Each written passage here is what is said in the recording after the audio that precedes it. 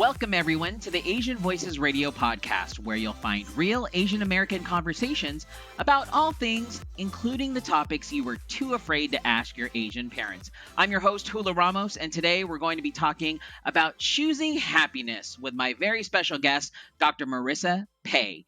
Dr. Marissa is an inspirational speaker, TV commentator, on air personality, as she is known as the Asian Oprah. She's an author and life balance coach. She's also speaks to hundreds of Fortune 500 companies in the past 27 years. She's a former graduate school professor who has gone from teaching to speaking and writing and commentating on a variety of life balance topics. And she loves talking about happiness. Please welcome Dr. Marissa Pei to the show. How are you doing, Dr. Pei? I'm happy, thank you, Hula. How are you? I'm doing well. I'm so excited to talk to you, especially during the time that we're living in right now, because I feel like we all need to choose happiness, especially what we've all gone through the past couple of years. But before we even talk about that, let's start from the very beginning. Can you share with us your story? How did Dr. Marissa Pei begin? Well, I was born in a very small, homogenous, largest German settlement outside of Germany, little town in Canada, in Kitchener-Waterloo, Ontario.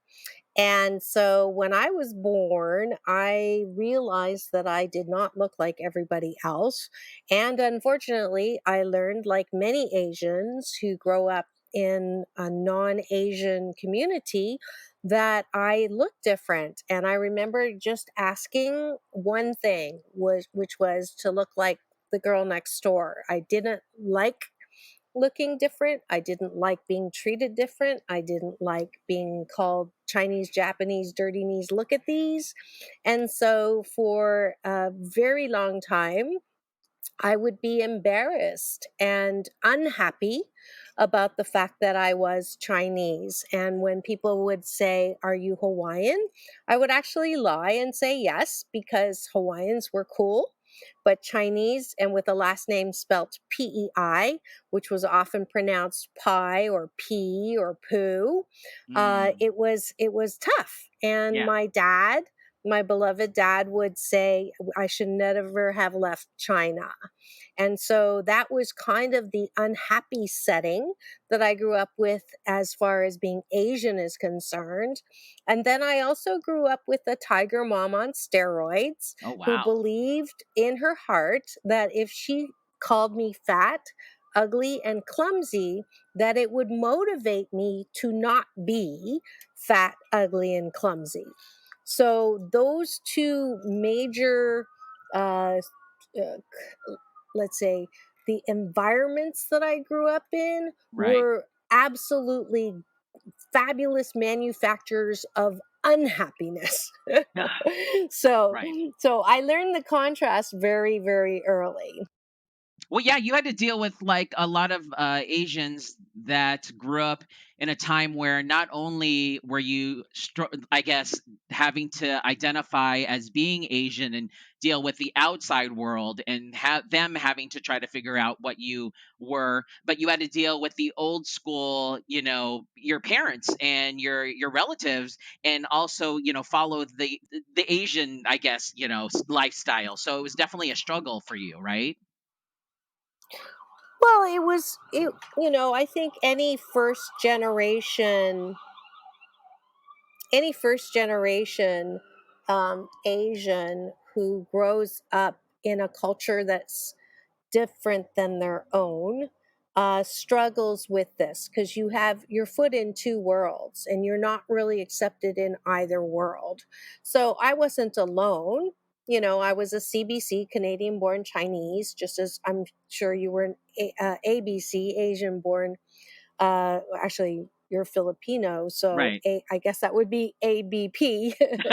But it was very clear that differences were not okay, and Right. that's the contrast. So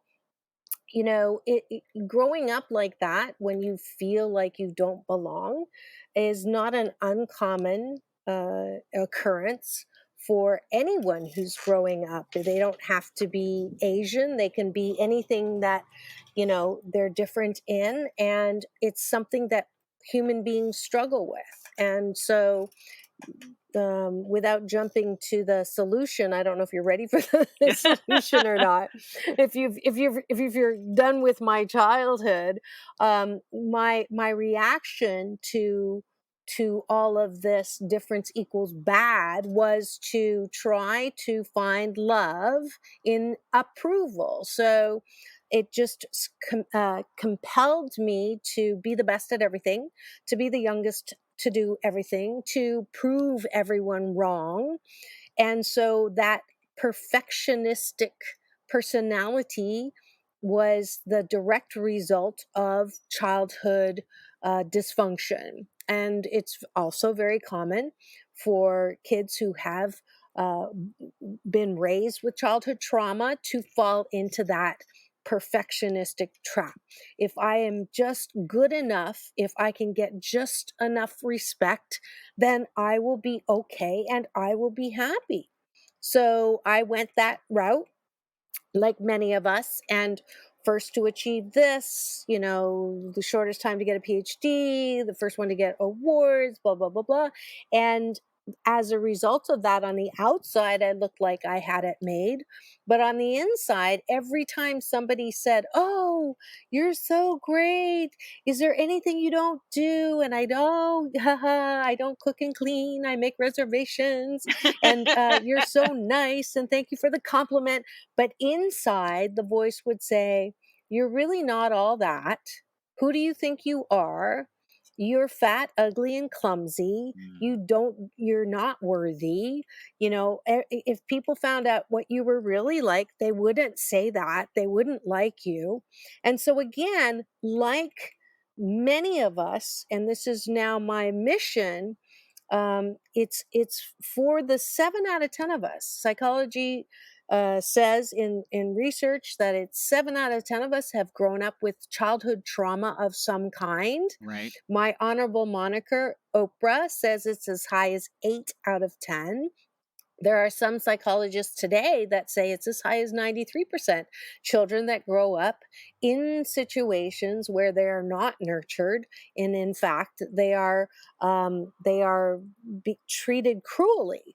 So I was one of those majority. I'm one of the 7 out of 10 or 8 out of 10 if you follow my honorable moniker. And on that side, you said I was called the Asian Oprah. Some people think that I made that up. So let me just clarify that I was actually introduced to Oprah as the Asian Oprah by Michael Bernard Beckwith. Hmm. So just so people don't think that because, once again, I hold that Asian cultural underlying shame that I'm not supposed to stand up and be seen or be noticed as anything above average. And so that's one of the reasons why I explain myself that way. Still, it's a hard habit to break. But I do know that when I came face to face with the fact that I was one of the 7 out of 10 Right. who've had childhood trauma, why is it that if we're the majority, why do we think there's something wrong with us? So Exactly. for anybody that's listening who's always felt like they don't belong, or they're never going to get ahead, or they need to be fixed, or they're going to have to go through a lifetime of therapy to even be at par with those who had a healthy childhood, my message to you is, it's all a pile of BS. It's a belief system that keeps us thinking that we are not good enough, thinking that we need to catch up, thinking that we'll never catch up. And so I had to take a good look at the role of pain in life. So I found that pain in life is mandatory, but suffering from it is optional. So Mm. if you're listening now and you can relate to the kind of childhood I had, and let me tell you right now, sweetheart, that whatever you were accused of, whatever you were beat up for, whatever you were hurt for, whatever you were neglected for, was absolutely not your fault. You did nothing wrong as a child to warrant that kind of treatment. And it is not great that that happened. However, You had no responsibility at that time, 10, 20, 30, 40 years ago, but you do have a responsibility and a choice right now at this moment to decide whether you want to continue seeing life through the eyes of the child that was hurt, or if you're going to take the most powerful tool you have called choice and say, you know what? I don't understand why that happened, but I'm going to ask myself a different question. Instead of saying, why did this happen to me? I'm going to ask the question, what did this do for me? And that's a pivotal choice question. It leads me to my mission, Happy 88 mission, 88 million more happy people in the next 8 years, because there's so many unhappy people out there who believe without a shadow of a doubt that they're screwed for the rest of their life because of what happened. And Hmm. you can choose that. You can blame people in your past for the rest of your life, and you have every reason to. You can be righteously indignant, but what is that going to do with your now? What is that going to do with your future? So I have a mission, I have a message that says, sweetheart, right now you're not that kid. Right now you have a choice to treat yourself in a way that you were never treated before. And I learned this through a very difficult marriage, because I picked, like many of us who've had childhood trauma, I picked a mate who resembled the kind of childhood I had. I picked a man who did not love me because that's all I knew. I knew what it was like to be ignored. I knew what it was like to be not valued. So I picked a man who just fell into that role.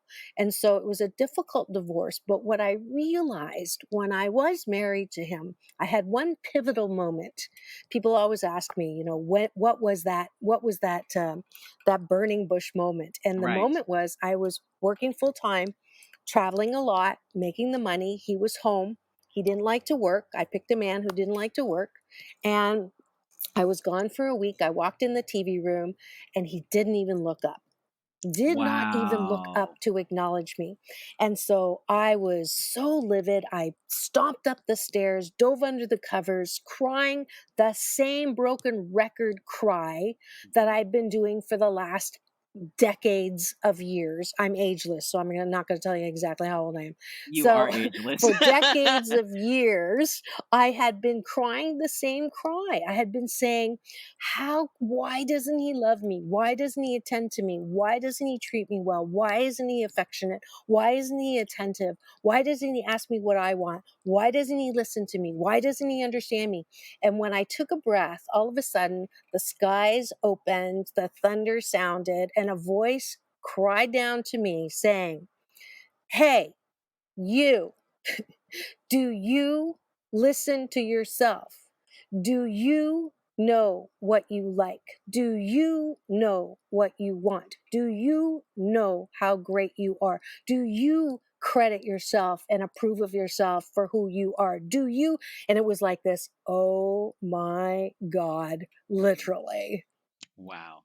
This entire time in my life, I'd been pointing my finger and blaming my mom and blaming my husband and blaming everyone outside of me for how I felt. And in that moment, I realized that famous, one finger pointed out is three fingers pointed Yep. back at me, that I had abdicated my own choice of seeing myself for who I really was. I let other people define me, and the buck stops right over here. And at that moment was when I began the journey to me, to the point where right now I kind of like myself. I am not a piece of shiitake. I'm Right. not hot shiitake. I'm just 88% pretty good shiitake. I'm a pretty good person 88% of the time. I'm fabulous 88% of the time. I'm happy 88% of the time. I still cut myself some slack.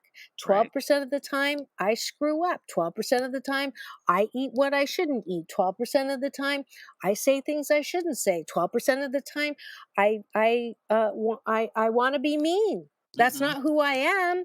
But 12% of the time, I feel like being mean. So I I had to come to this journey, and this journey is outlined in my number one best-selling book, 8 Ways to Happiness from Wherever You Are, because I wasn't supposed to write this book.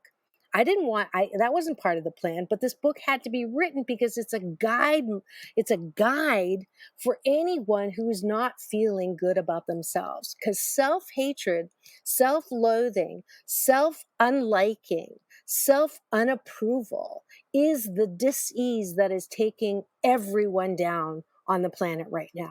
We can never get to world peace if we do not have some level of inner peace. That's why at the end of every one of my shows, I say peace in, peace out, world peace through inner peace. I just got Mayor Eric Garcetti.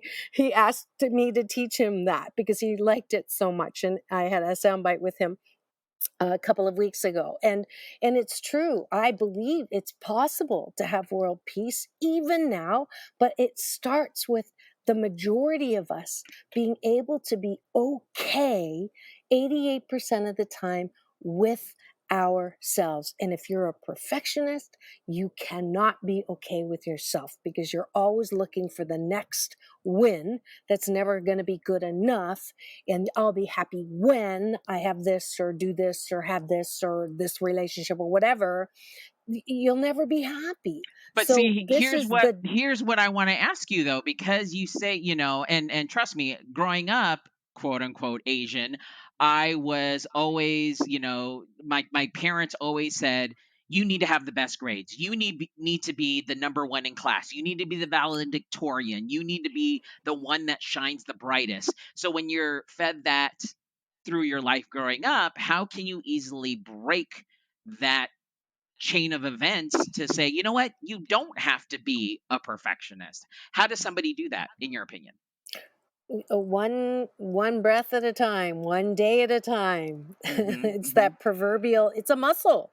Right. You have to break. It takes 28 days to break a bad habit and 28 days to start a good habit, and it's not fighting against it. See, this is one of the problems with therapy is that and I do coaching, and I make a big distinction between the two because I don't think you need to continue to revisit all of that all the time.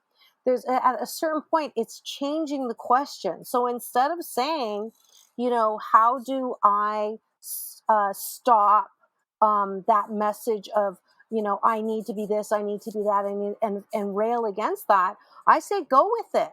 I Hmm. say, you know what? Thank you, mom and dad, for motivating me to be the best that I could be. And when I'm at peace with that, I'm not pissed off at them anymore. Right. I can accept that message as them doing the very best that they could. So here's the ticket.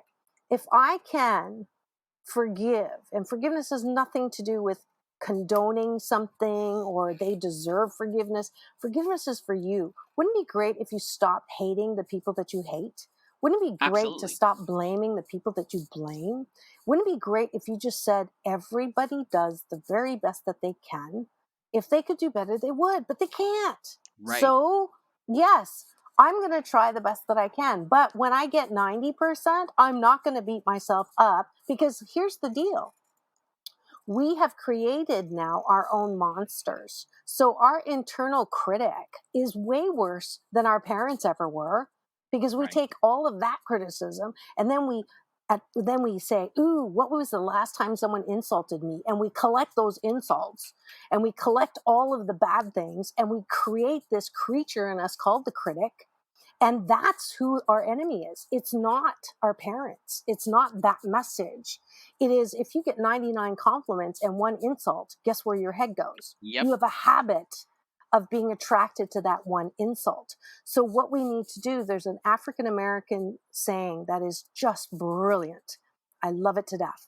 It says, you ready? Hula, Ready. you ready? I'm ready. Bring it. Bring it. I'm bringing it. You get ready to drop the mic.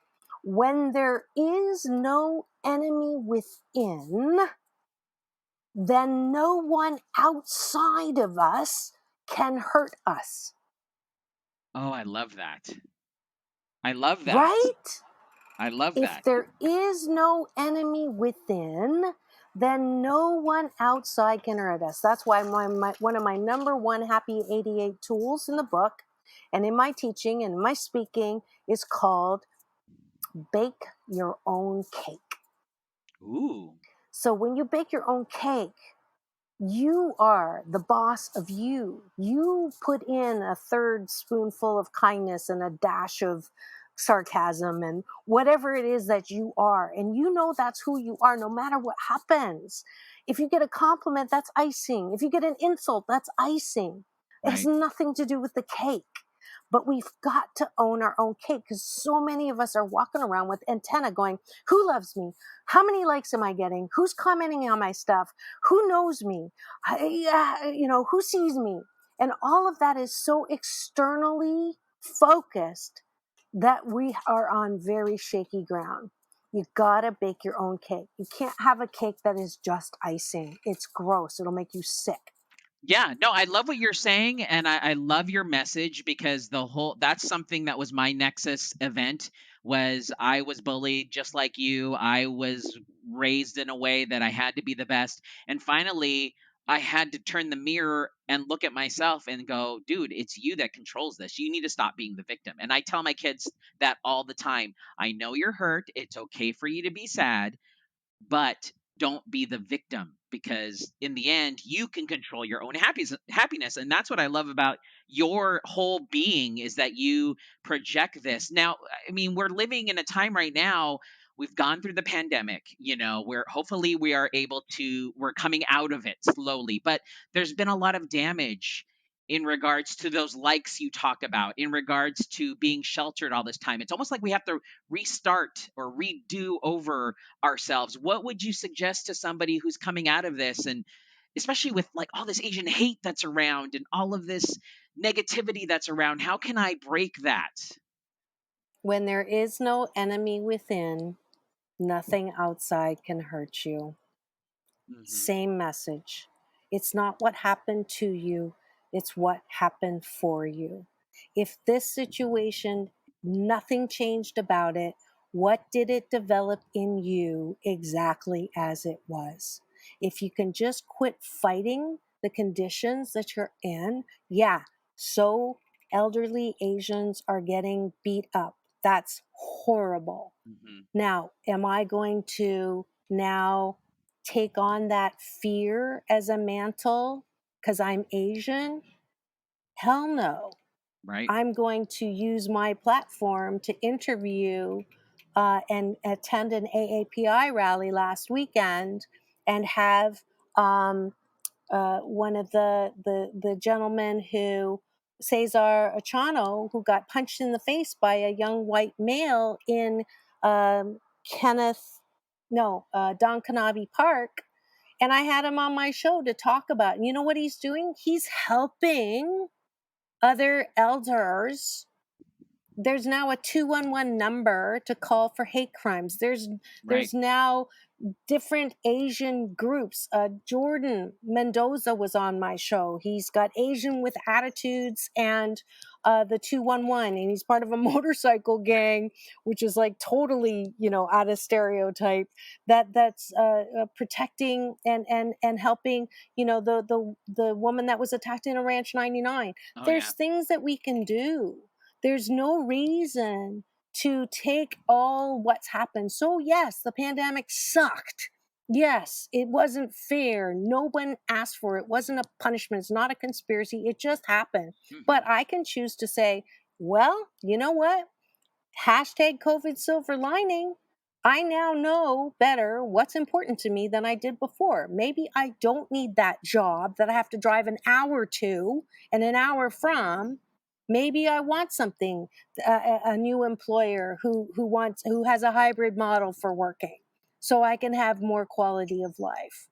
Maybe maybe I've learned that the job that I hated, hashtag BC19, the time before COVID is what I'm calling it. I hated that job. Maybe I was just asked to write for LinkedIn, hashtag create meaning.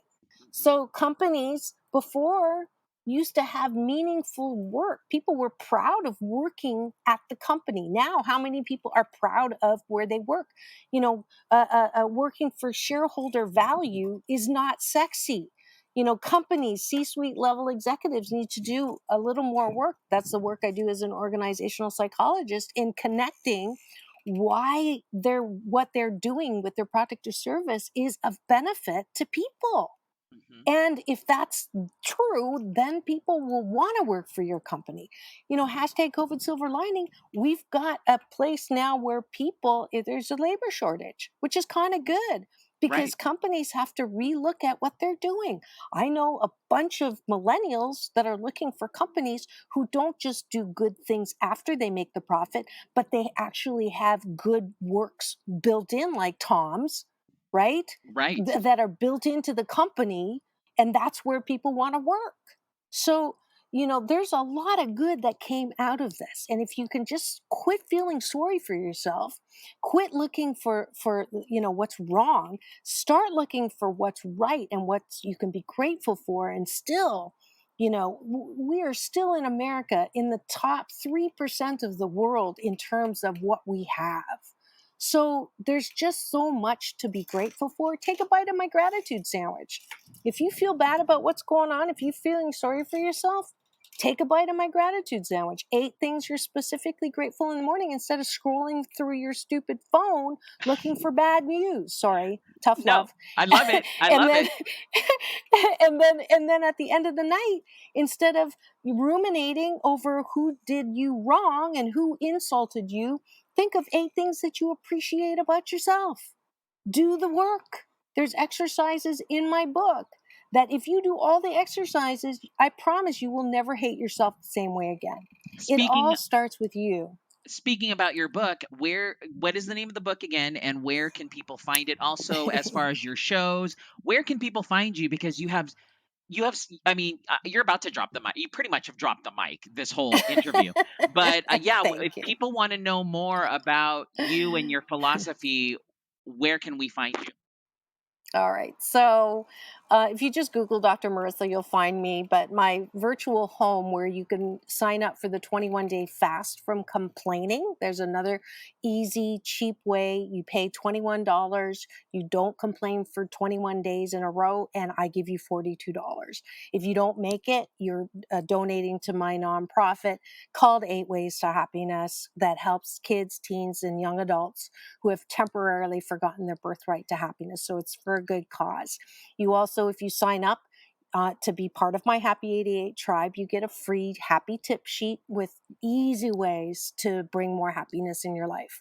I do have an award-winning syndicated show. I don't know if I told you, Hulu, I just got promoted. So I went from a once-a-week primetime slot on my CNBC NBC News Radio channel, KCAA, from once a week. They just made me the morning host. So I'm on every morning from 8 to 9 drive time on AM 1050. I think you can even get me down in San Diego, but it covers 5 million homes in Southern California. But you can always stream by kcaaradio.com or go to my YouTube channel where I house all 481 consecutive weeks of my show. That is, the easiest way if you would subscribe to YouTube channel. On Instagram, I'm Doc Balance, DOC Balance. Everywhere else, I am Dr. Marissa or Dr. Marissa Pei, all the LinkedIn, Facebook, Twitter, all of Mhm. that. And I want to fulfill my mission. It was 8 million actually in the next 8 years, but I had to change it because we were already at 6 million and I need a bigger goal. So Wow. now we're at 88 million, largely to, because of the, I was interviewed on no, what is it? The number one Philippine channel, Oh, yes, ABS-CBN. ABS-CBN. Correct. Yes. Yeah, so that brought me to 6 million because there were 2 million that watched that show. Wow. So, and then I had another 2.5 million in China before COVID grounded everything. But again, my